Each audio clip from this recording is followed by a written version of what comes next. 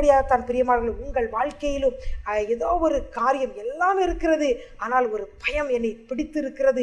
என் வாழ்க்கையில் இதனால் எனக்கு ஒரு டிப்ரெஷன், மன அழுத்தம், என்னால் தூங்க முடியவில்லை, இந்த காரியம் என்னை அழுத்தி கொண்டு இருக்கிறது, இதிலிருந்து எப்படி நான் விடுபடுவது என்று சொல்லி நீங்கள் கலங்கி இருக்கிறீர்களா? உங்கள் காற்றுக்கு ஒதுக்காக ஒரு நல்ல தேவன் இருக்கிறார். அவரிடம் நீங்கள் வாருங்கள். அவர் என்ன செய்வார்? உங்கள் வாழ்க்கையில வீசக்கூடிய அந்த புயலை பார்த்து மார்க் 4:39 அப்படித்தான் சீசர்கள் பட்டகிலே செல்லும் பொழுது அங்கே காற்று அடித்து கொண்டிருக்கிறது, புயல் அடிக்கிறது. அவர்கள் சொல்லுகிறார்கள், உமக்கு கவலை இல்லையா, நாங்கள் மடிந்து போகிறோம் என்று சொல்லுகிறார்கள். அப்பொழுதுதான் ஆண்டவர் அங்கு சொல்லுகிறார் வார்த்தை, மார்க் 4:39, காற்றை அதட்டி கடலை இறையாதே, அமைதலாயிரு என்று சொல்லுகிறார். உடனே அங்கு அமைதல் உண்டாகிறது.